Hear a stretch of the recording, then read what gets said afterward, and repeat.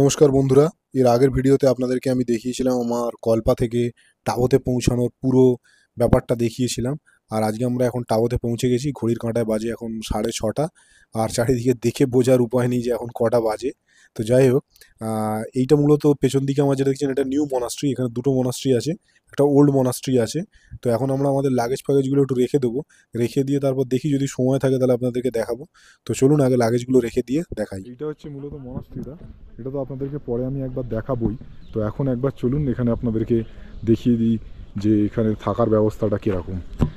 Generally এই দিক থেকে এসে এটা দুটো মনাস্ট্রি আছে, এটা একটা নিউ মনাস্ট্রি আর এর ডান দিকে আছে হচ্ছে আপনার ওল্ড মনাস্ট্রি।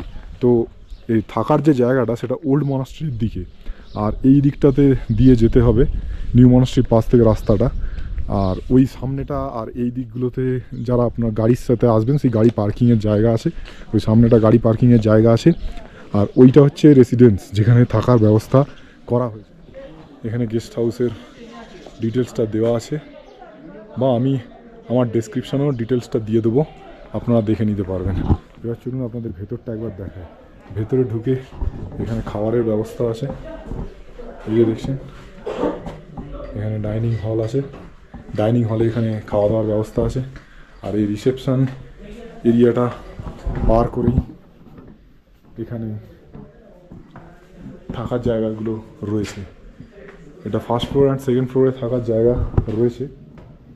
তো এই হচ্ছে এখানকার ভিউ। তো আমাদের রুমটা গ্রাউন্ড ফ্লোরে আছে, এই হচ্ছে সেই রুমটা। এটা একটা বড় রুম আছে, আর এখানে একটা কিং সাইজের বেডও রাখা রয়েছে। ওদিকে একটা উইন্ডো আছে, এখানে দুটো চেয়ার আর একটা টি টেবিল আছে।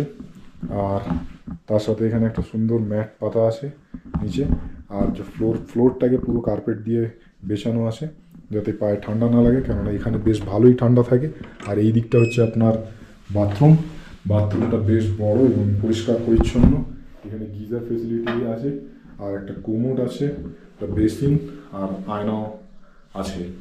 তো মোটের উপর ঘরটা এক রাত্রির কাটাবার জন্য, কেননা আমরা প্রত্যেকটা জায়গাতেই এক রাত্রির জন্য থাকছি, সেই জন্য একটা নাইট স্টে করার জন্য এই ঘরটা আমার তো যথেষ্ট ভালো লেগেছে। তার আরেকটা বিশেষ কারণও আছে, টাবোতে কিন্তু কমিউনিকেশনের খুবই অভাব। আর এরপর থেকে এখানকার কিন্তু সমস্ত হোটেলের কিন্তু কস্ট কিন্তু খুবই বেশি, খুব হাই কস্ট। এখানে অ্যাভারেজে রুমের কস্ট প্রায় 2,500 থেকে শুরু হয় মিনিমাম। কিন্তু সেই জায়গায় যেহেতু এটা একটা মনাস্ট্রি আন্ডারে, তো এখানকার ভাড়াটা অনেকটাই কম। এখানে আমার ভাড়া পড়েছে 1200 টাকা করে, প্রতি রুম পিছু 1200 টাকা করে পড়েছে, যেটা তুলনামূলকভাবে এখানকার সাপেক্ষে অনেকটাই কম। সেই জন্যেই এটা আমার আর একটু ভালো লেগেছে। আর এর লিঙ্ক আমি আপনাদেরকে ডেসক্রিপশানে দিয়ে দেবো, এর নাম্বার আমি আপনাদেরকে ডেসক্রিপশানে দিয়ে দেবো, যাতে আপনারা যখন যোগাযোগ করতে চান তাহলে এখানে যোগাযোগ করতে পারেন। আর এখানকার পরিবেশটা তো অনবদ্য, অন্যান্য জায়গার থেকে অনেকটাই বেটার, কেননা এটা একটা মনাস্ট্রির আন্ডারে, এটা একটা বাড়তি পাওনা।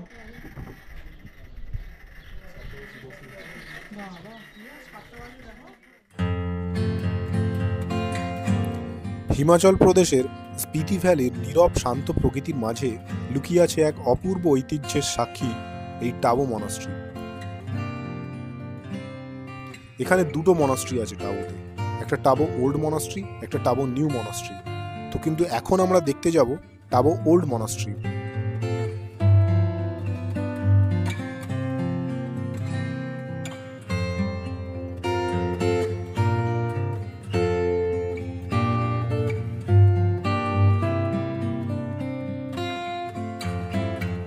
প্রায় 1000 বছরেরও বেশি প্রাচীন এই বৌদ্ধ মঠকে বলা হয় হিমালয়ের অজন্তা, কারণ এর ভেতরের দেয়ালে আঁকা চমৎকার ফ্রেস্কো আর প্রাচীন বৌদ্ধ চিত্রকলাগুলি যেন ইতিহাসের পাতা থেকেই উঠে এসেছে। তবে দুঃখের বিষয়, এই মঠের ভেতরে ছবি তোলা যাবে না, মন্দিরের ভেতরের যে মূল মঠ যেখানে এই চিত্রকলাগুলি রয়েছে, সেই জন্য আপনাদেরকে সেইটা দেখাতে পারবো। তবে এই টাবো মঠ প্রতিষ্ঠিত হয়েছিল 996 খ্রিস্টাব্দে তিব্বতী বৌদ্ধ গুরু রিনচেন জাংপোর হাত ধরে। এটি শুধু একটা ধর্মীয় স্থানই নয়, বরং প্রাচীন শিল্প সংস্কৃতি ও জ্ঞানের এক অমূল্য ভাণ্ডার।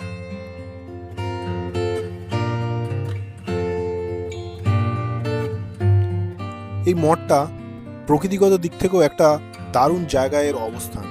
এর চারিদিকটা পাহাড়ের ঘেরা আর নীল আকাশ চারিদিকে, আর তার নীরবতা, তার মাঝখানে দাঁড়িয়ে থাকা এই মঠ যেন সময়ের স্রোতেও অপরিবর্তিতই থেকে গেছে। ইউনেস্কো ঘোষিত বিশ্ব ঐতিহ্যের তালিকায় জায়গা পাওয়া এই স্থান প্রতি বছর সারা বিশ্ব থেকে ভ্রমণ পিপাসু এবং ধর্মপ্রাণ মানুষকে আকর্ষণ করে থাকে।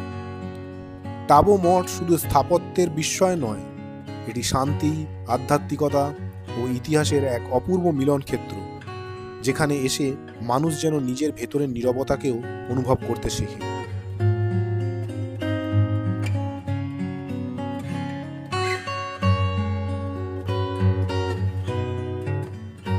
মঠের ভেতরে রয়েছে বহু প্রাচীন মূর্তি, পাণ্ডুলিপি এবং কাঠের খোদাই করা অনেক মূর্তি, যা সেই সময়কার জীবন, ধর্ম, দার্শনিক ভাবনাকে স্পষ্ট করে তুলে ধরে।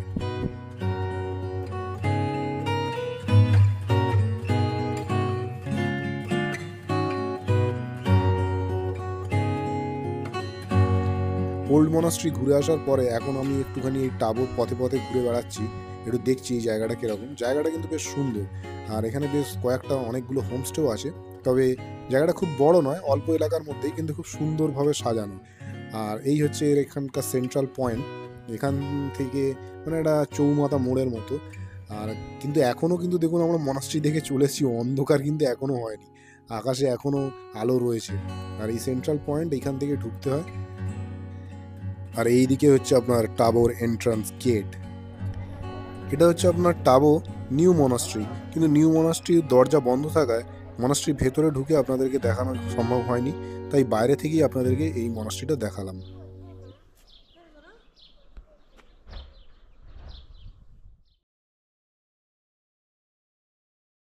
টাবোতে এখন আমরা যাচ্ছি।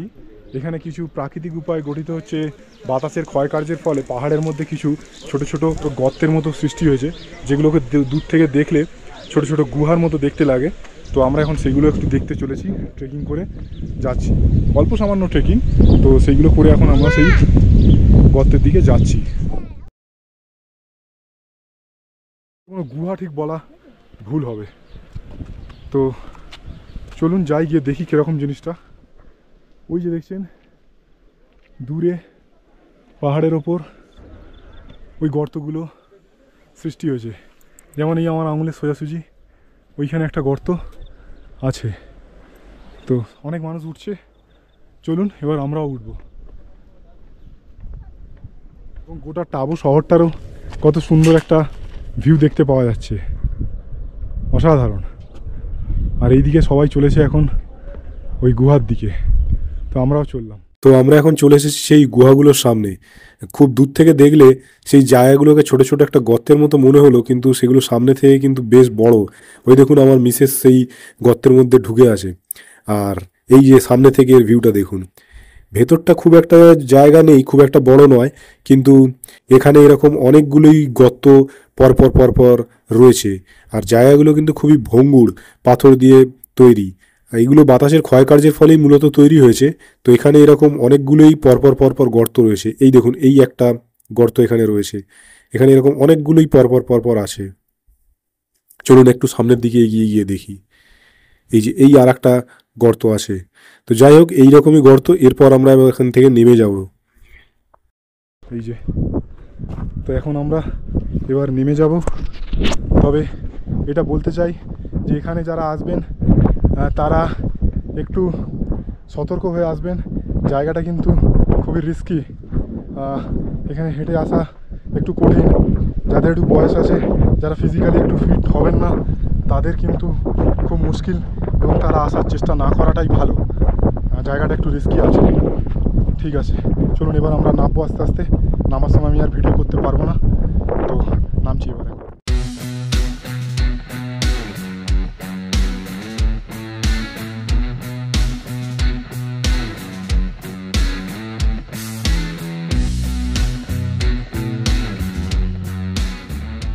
আজ আমাদের যাত্রা টাবো থেকে ধনখড় মনাস্ট্রির দিকে। ধনখড় মনাস্ট্রি একটা প্রাচীন বৌদ্ধ সংস্কৃতির কেন্দ্র। এই পথ শুধু একটা রাস্তা নয়, এটা একদিকে ইতিহাস আর অন্যদিকে প্রকৃতির এক রোমাঞ্চকর ডায়েরি।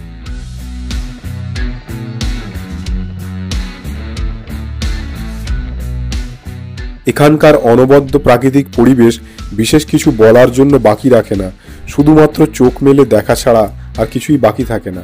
তবু এখানকার চারপাশের যে পাহাড় তা যেন সময়কে থমকে দিয়েছে। স্পিতি রিভার পাশে পাশে এমনভাবে বয়ে চলেছে, মনে হচ্ছে যেন এই যাত্রার প্রকৃত পথপ্রদর্শক সেই এবং আমাদের প্রকৃত সঙ্গীও বটে। এইখানকার প্রতিটা রাস্তা, প্রতিটা বাঁক যেন নতুন করে চোখে আঁকে এক প্রকৃতির ছবি। কখনো কখনো ভয়ঙ্কর খাড়া পাহাড়, আবার কখনো সবুজের নরম ছোঁয়া, সব মিলিয়ে এ এক অসাধারণ অভিজ্ঞতা।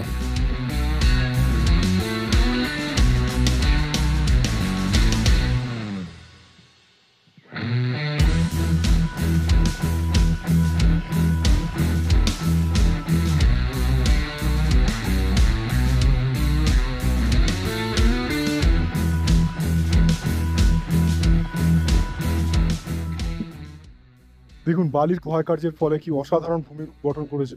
এটাই হিমাচলের এই স্পিতি অঞ্চলের এক অনন্য সুন্দর প্রকৃতি, যেটা সকলকে একবার দাঁড়িয়ে এটার দিকে একবার তাকাতে দৃষ্টি আকর্ষণ করবেই।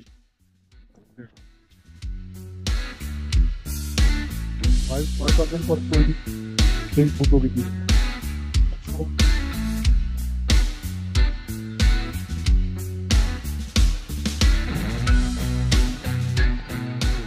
এখানকার প্রাকৃতিক পরিবেশ যেমন সুন্দর তেমনি ভয়ঙ্করও বটে।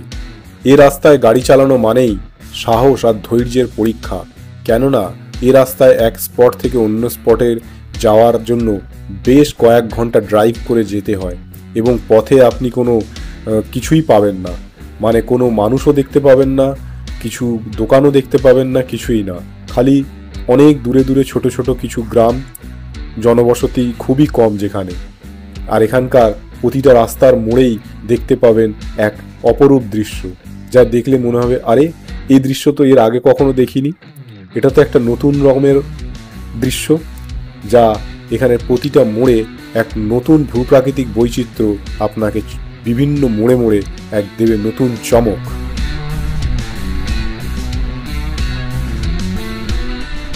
টাবো থেকে ধানখাড় মনাস্ট্রি এই যাত্রা আসলে শুধু একটা ভ্রমণ নয়, এটা প্রকৃতির কাছে আত্মসমর্পণের একটা অভিজ্ঞতা।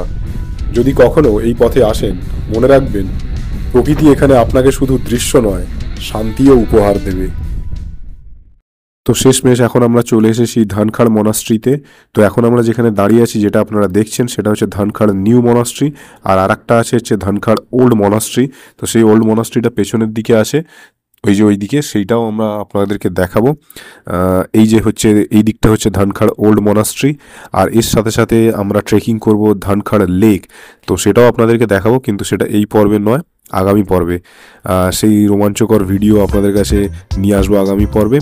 তো ততদিন ভালো থাকুন, সুস্থ থাকুন, আর দেখতে থাকুন আর ট্রাভেলার্স ডায়েরি উইথ সৌরভ।